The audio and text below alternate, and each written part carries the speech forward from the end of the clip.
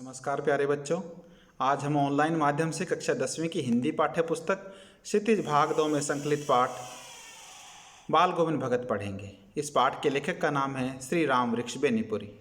तो आओ बच्चों, पाठ पढ़ने से पहले हम इस पाठ से संबंधित महत्वपूर्ण शिक्षण बिंदुओं पर प्रकाश डालते हैं। लक्षित अधिगम परिणाम। इस पाठ को पढ़ने के बाद आप में निम्नलिखित योग्यताओं का विकास हो जाना चाहिए। लेखक का जीवन परिचय जानना, लेखक के बारे में बता सकने की योग्यता का विकास, रेखा चित्र को पढ़कर उसका सार लिख सकना, कबीर के बारे में जानना, मानवीय गुणों के आधार पर साधु संतों की पहचान कर सकने की योग्यता, मानवीय गुणों को व्यवहार में ला सकने की योग्यता, पाठ को पढ़कर पाठ से संबंधित प्रश्नों के उत्तर दे सकने की योग्यता। तो आप में उपरोक्त सभी योग्यताओं का विकास हो जाना चाहिए इस पाठ को पढ़ने के बाद। किसी भी पाठ को पढ़ने से पहले उसके लेखक के बारे में जानना अति आवश्यक है। इस पाठ के लेखक हैं श्री राम वृक्ष बेनीपुरी। बहुमुखी प्रतिभा के धनी राम वृक्ष बेनीपुरी का जन्म 1899 में बिहार के मुजफ्फरपुर जिले के बेनीपुरी गांव में हुआ था।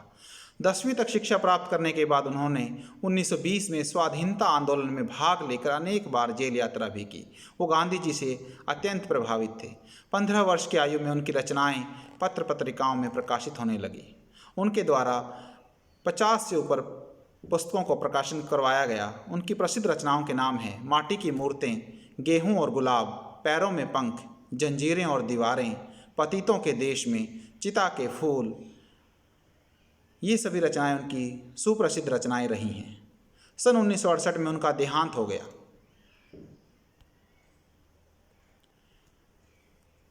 इस पाठ को पढ़ने से पहले इस पाठ की मुख्य बातें जो हैं उसको समझ लेना जरूरी है। बाल गोविंद भगत रेखा चित्र के माध्यम से लेखक ने एक ऐसे विलक्षण अद्भुत चरित्र का उद्घाटन किया जो मनुष्यता, लोक संस्कृति और सामूहिक चेतना का प्रतीक है। वेशभूषा या बाह्य अनुष्ठानों से कोई सन्यासी नहीं होता। बाह्य आडंबर करने से कोई सन्यासी नहीं बनता है। सन्यास का आधार जीवन के मानवीय सरोकार होते हैं। मानवीय गुण जो हैं सन्यास का आधार होते हैं।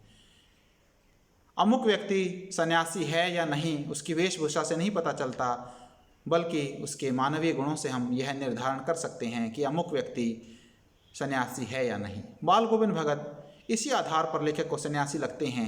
यह पाठ सामाजिक रूढ़ियों पर प्रहार करता है। सामाजिक रूढ़ियाँ मतलब सामाजिक बुराइयाँ। इस रेखाचित्र को एक विशेषता यह भी है कि बाल गोविंद भगत के माध्यम से ग्रामीण जीवन की सजीव झांकी देखने को मिलती है। इस पाठ की विषय वस्तु है बाल गोविंद भगत गृहस्थ थे। गृहस्थ मतलब पारिवारिक जीवन जीते थे। उनका एक बेटा था और एक बेटे की बहू थी। कबीर को अपना साहब मानते थे, कबीर को अपना आराध्य मानते थे। उन्हीं के गीतों को गाते और उन्हीं के आदेशों पर चलते थे। आषाढ़ की रिमझिम में प्रभाती गाते, संझा गाते। प्रभाती मतलब सुबह के समय गाए जाने वाले भजन और संझा मतलब शाम के वक्त गाए जाने वाले गीत। स्पष्टवादी थे किंतु झगड़ालू नहीं थे। खरा व्यवहार करते थे, बिल्कुल सही व्यवहार सबसे करते थे। अपनी बात को स्पष्ट तौर पर सबको कह देते थे। खेती की उपज से जो कुछ मिलता सिर पर लाद कर साहब के दरबार में ले जाते। प्रसाद स्वरूप जो कुछ उन्हें मिलता उसी से गुजारा करते। बाल गोविंद भगत का गायन सुनने वाले मस्त होकर थिरकने लगते थे। जब बाल गोविंद भगत खेतों में धान की रोपाई करते थे तो उनके कंठ से जो आवाज़ निकलती, उनके कंठ से जो सुर निकलता था उसे सुनकर बच्चे नाचना शुरू कर देते थे, महिलाएं गुनगुनाना शुरू कर देती थी और जो किसान, जो हलवाई थे, उनके पांव उनकी धुन पर थिरकने लग जाते थे। लेखक को बाल गोविंद भगत के संगीत का चरम उत्कर्ष उस दिन देखने को मिला जिस दिन उनका इकलौता बेटा मर गया। चरम उत्कर्ष का मतलब है ऊंचाई, एक अंतिम सीमा। उनके संगीत की जो ऊंचाई की जो अंतिम सीमा थी उस दिन देखने को मिली जिस दिन उनके बेटे की मृत्यु हो गई थी। बेटे की लाश को सफ़ेद कपड़े से ढककर सिरहाने एक दीपक जला दिया। उनका मानना था कि पुत्र की मौत पर रोने की अपेक्षा उत्सव मनाना चाहिए क्योंकि आत्मा परमात्मा के पास चली गई है। विरहिणी अपने प्रेमी से जा मिली है। कबीर को मानने वाले जो लोग हैं वो मृत्यु पर ज़्यादा शोक व्यक्त नहीं करते हैं, वह उन्हें एक उत्सव के रूप में मनाते हैं। वो आत्मा को विरहिणी मानते हैं और परमात्मा को प्रियतम मानते हैं। उनका मानना है कि विरहिणी आत्मा अपने प्रियतम के पास चली गई है। बाल गोविंद भगत बार बार अपने पुत्र वधू के पास जाते हैं और बोलते हैं कि बेटी रोने की आवश्यकता नहीं है, खुशियाँ मनाइए। बाल गोविंद भगत ने अपने पुत्र वधू के हाथों अपने पुत्र की चिता को अग्नि दिलवाकर सामाजिक जो बुराई है उस पर प्रहार किया। पहले एक सामाजिक बुराई होती थी कि कोई भी महिला एक पुरुष की चिता को अग्नि नहीं दे सकती थी, लेकिन बाल गोविंद भगत ने अपनी बेटी की मृत्यु पर अपनी पुत्र वधू से उसकी चिता को आग दिलवाकर इस सामाजिक बुराई पर करारा प्रहार किया था। पुत्र के क्रियाक्रम के बाद पतोहू को भाई के साथ उसके घर दूसरी शादी के लिए भेज दिया। पहले के समय में यह मान्यता होती थी, यह सामाजिक बुराई होती थी कि विधवा विवाह नहीं हो सकता है। जिसका पति मर जाता था उस महिला को पूरी उम्र विधवा ही रहना पड़ता था, दूसरी शादी वो नहीं कर सकती थी। लेकिन बाल गोविंद भगत अपने पुत्र वधू के भाई को बुलाकर उसके साथ विदा कर देते हैं और बोलते हैं कि अगर तुम इस घर को छोड़कर नहीं जाओगी तो मैं इस घर को छोड़कर चला जाऊंगा। वो कहते हैं पुत्र वधू के भाई से कि इसको ले जाओ और उसकी दूसरी शादी कर दो, क्योंकि इसकी अभी सारी उम्र पड़ी है और यह अपना जो जीवन है वो अच्छे से व्यतीत कर सके। अगर हम भाषा की बात करें तो भाषा प्रयोग आम बोलचाल की भाषा का प्रयोग किया गया है। भाषा में तत्सम तद्भव शब्दों के साथ देशज शब्दों का प्रयोग किया गया है। छोटे छोटे वाक्यों का प्रयोग बड़े ही प्रभावशाली ढंग से किया गया है। भाषा चित्रात्मक तथा भाव और विषय के अनुकूल है। तत्सम शब्दों की बात करें, तत्सम शब्द वह होते हैं जो संस्कृत भाषा से ज्यों के त्यों ले लिए गए होते हैं। तो इसमें निम्नलिखित तत्सम शब्दों का इस्तेमाल किया गया: आवृत, श्रम बिंदु, स्नान, ध्यान, संत समागम, लोक दर्शन। तद्भव शब्द वह होते हैं जो संस्कृत में से कुछ परिवर्तन के साथ हिंदी में ले लिए गए हों। सहारा, नहाने धोने, आसमान, पूरब आदि तद्भव शब्द हैं। देशज शब्द वह होते हैं जो स्थानीय भाषा के शब्द होते हैं, आंचलिक भाषा के शब्द होते हैं, जैसे अधरतिया, कमली, संझा, पतोहू, तूल। यह सभी शब्द जो हैं देशज शब्द हैं। शब्द संपदा, अगर हम कठिन शब्दों की बात करें तो इस पाठ में कुछ कठिन शब्द आए हैं। कमली, कमली का अर्थ है कंबल। पतोहू, पतोहू का अर्थ है पुत्र वधू यानी कि बेटे की बहू। अधरतिया, आधी रात। निस्तब्धता का अर्थ है सन्नाटा। बोदा, बोदा का अर्थ है कमजोर या फिर कम बुद्धि वाला।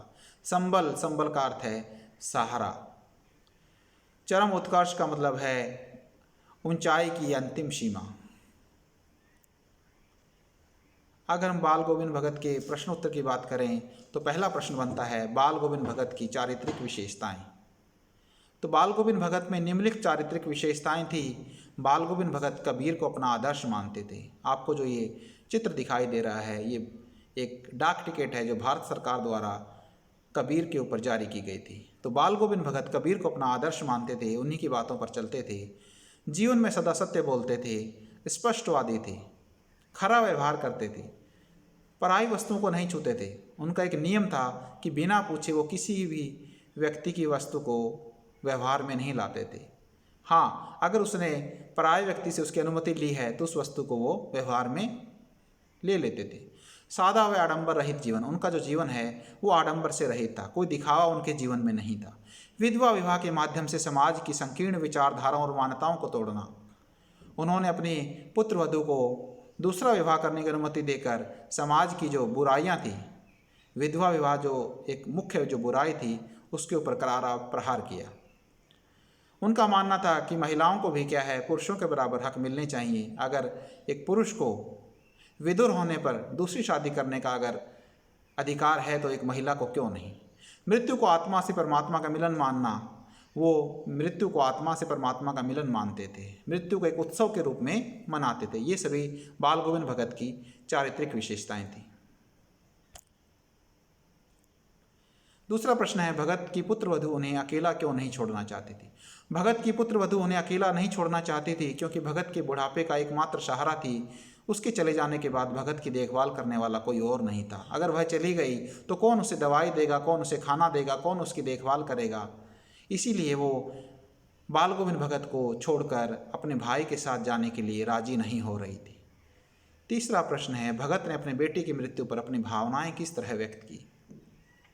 जब बाल गोविंद भगत की बेटे की मृत्यु हो जाती है तो वह अपने बेटे के शरीर को, मृत शरीर को चटाई पर लिटा देते हैं, उसे सफ़ेद चादर से ढक दिया तथा वे कबीर के भक्ति गीत गाकर अपनी भावनाएं व्यक्त करने लगे। भगत ने अपनी पुत्र वधू से कहा कि यह रोने का नहीं बल्कि उत्सव मनाने का समय है, शोक मनाने का समय नहीं है। विरहिणी आत्मा अपने प्रियतम परमात्मा के पास चली गई है।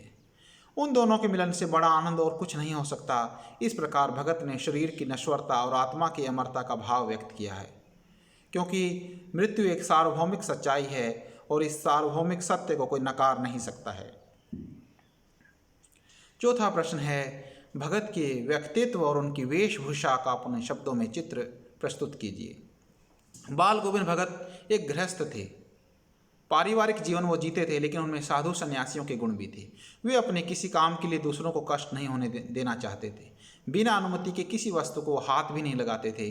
कबीर के आदर्शों का पालन करते थे। सर्दियों में भी अंधेरा रहते ही पैदल जाकर गंगा स्नान करके आते तथा भजन गाते थे। वेशभूषा से वे साधु लगते थे। उनके मुख पर सफ़ेद दाढ़ी थी, सिर पर सफ़ेद बाल थे, गले में तुलसी की जड़ की माला पहनते थे और सिर पर कबीर पंथियों की तरह टोपी पहनते थे और उनके माथे पर एक रामानंदी टीका लगा रहता था। जो रामानंदी जो संप्रदाय को मानने वाले लोग हैं, वो एक लंबा टीका जो नाक से लेकर माथे तक जो होता है वह लगाकर वो रखते थे। शरीर पर कपड़े बस नाम मात्र के थे। सर्दियों के मौसम में बस एक काला कंबल ओढ़ लेते थे तथा मधुर स्वर में भजन गाते फिरते थे। तो यह थी बाल गोविंद भगत की वेशभूषा और उनके व्यक्तित्व के बारे में मुख्य बातें। पांचवा प्रश्न है, बाल गोविंद भगत की दिनचर्या लोगों के अचरज का कारण क्यों थी, हैरानी का कारण क्यों थी। बाल गोविंद भगत की दिनचर्या लोगों के हैरानी का कारण इसलिए बन गई थी क्योंकि वे जीवन के सिद्धांतों और आदर्शों का अत्यंत गहराई से पालन करते हुए उन्हें अपने आचरण में उतारते थे। वृद्ध होते हुए भी उनकी स्फूर्ति में कोई कमी नहीं थी। सर्दी के मौसम में भरे बादलों वाले आधी रात में वे भोर में सबसे पहले उठकर, सुबह में सबसे पहले उठकर गांव से 2 मील दूर स्थित गंगा स्नान करने जाते थे। खेतों में अकेले ही खेती करते, गीत गाते रहते। विपरीत परिस्थिति होने के बाद भी उनकी दिनचर्या में कोई परिवर्तन नहीं आता था। अगर वो बीमार भी होते, उनका शरीर स्वस्थ भी नहीं होता, तब भी वो अपना जो नियम है उसका पालना करते थे। एक वृद्ध में अपने कार्य के प्रति इतनी सजगता को देखकर लोग दंग रह जाते थे। इस पाठ को पढ़ने के बाद हम पुनरावृत्ति करते हैं। आपको पाठ के आधार पर प्रश्नों के उत्तर देने हैं। पहला प्रश्न है, आत्मा को क्या कहा गया है। इस प्रश्न के बहुविकल्पी जो उत्तर दिए गए हैं, पहला विकल्प है प्रेमिका, दूसरा विकल्प है विरहिणी, तीसरा विकल्प है परमात्मा, चौथा विकल्प है प्रतिछाया। तो इसका सही उत्तर है विरहिणी। आत्मा को विरहिणी कहा गया है और परमात्मा को प्रियतम कहा गया है। भगत के घर में किसकी मृत्यु पर शोक व्यक्त किया गया। पहला विकल्प है पतोहू, दूसरा विकल्प है पोते की और तीसरा विकल्प है भगत की और चौथा विकल्प है बेटे की। तो सही उत्तर है बेटे की मृत्यु पर शोक व्यक्त किया गया। तीसरा प्रश्न है, मृत्यु पर हमेशा विजयी कौन होता आया है। विश्वास, ईमानदारी, बेईमानी, जालसाजी। तो इसका सही विकल्प है विश्वास। चौथा प्रश्न है, दरबार से क्या तात्पर्य है।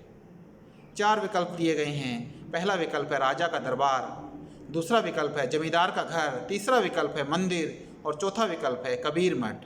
तो यहाँ पर दरबार का तात्पर्य है, दरबार का मतलब है कबीर मठ, का मतलब है कबीर का दरबार। दरबार से तात्पर्य यहाँ पे कबीर मठ से है, जहाँ पर बाल गोविंद भगत अपने अनाज को जो उनके खेतों में पैदा होता था उसका सारा हिस्सा वहाँ ले जाते और प्रसाद स्वरूप जो कुछ उन्हें मिलता उन्हीं से वो गुजारा करते। मतलब कितने संतोषी भाव के वो व्यक्ति थे। बाल गोविंद भगत प्रत्येक वर्ष किस नदी में स्नान करने जाया करते थे। पहला विकल्प है गंगा नदी में, दूसरा विकल्प है यमुना नदी में, तीसरा विकल्प है गोदावरी नदी में और चौथा विकल्प है उपरोक्त में से कोई नहीं। बिल्कुल सही उत्तर है इसका, गंगा नदी में स्नान करने जाया करते थे। बाल गोविंद भगत के लेखक कौन हैं। पहला विकल्प है स्वयं प्रकाश, दूसरा विकल्प है सर्वेश्वर दयाल सक्सेना, तीसरा विकल्प है यशपाल, चौथा विकल्प है राम वृक्ष बेनीपुरी। बिल्कुल सही उत्तर है आपका, राम वृक्ष बेनीपुरी बाल गोविंद भगत के लेखक हैं। अब हमने पुनरावृत्ति कर ली, इसके बाद आपको गृह कार्य करना है। गृह कार्य में आपको 2 प्रश्नों के उत्तर देने हैं। पहला प्रश्न है, क्या साधु की पहचान पहनावे के आधार पर की जानी चाहिए। आप किन आधारों पर यह सुनिश्चित करेंगे कि अमुक व्यक्ति साधु है। आपने यह पाठ पढ़ा है तो आप इस पाठ के आधार पर बता सकते हैं कि साधु की पहचान पहनावे के आधार पर होनी चाहिए या नहीं होनी चाहिए। अगर नहीं होनी चाहिए तो किन आधारों पर हम यह पहचान करेंगे कि हमारे सामने वाला व्यक्ति या अमुक व्यक्ति साधु है या नहीं है। यह आपको गृह कार्य में करना है। दूसरा प्रश्न है, पाठ के आधार पर ग्रामीण परिवेश का वर्णन अपने शब्दों में करो। यह पाठ पूरी तरह से ग्रामीण परिवेश पर आधारित था, तो आप इस पाठ के आधार पर ग्रामीण परिवेश की जो विशेषताएं हैं उन्हें अपने शब्दों में लिखेंगे। आशा करते हैं कि यह पाठ आपको समझ में आ गया होगा और आज की ऑनलाइन कक्षा में इतना ही। हम दोबारा से फिर दूसरे पाठों की जो ऑनलाइन जो कक्षाएं होंगी उनमें हम फिर से मिलेंगे। आप सभी का बहुत बहुत धन्यवाद।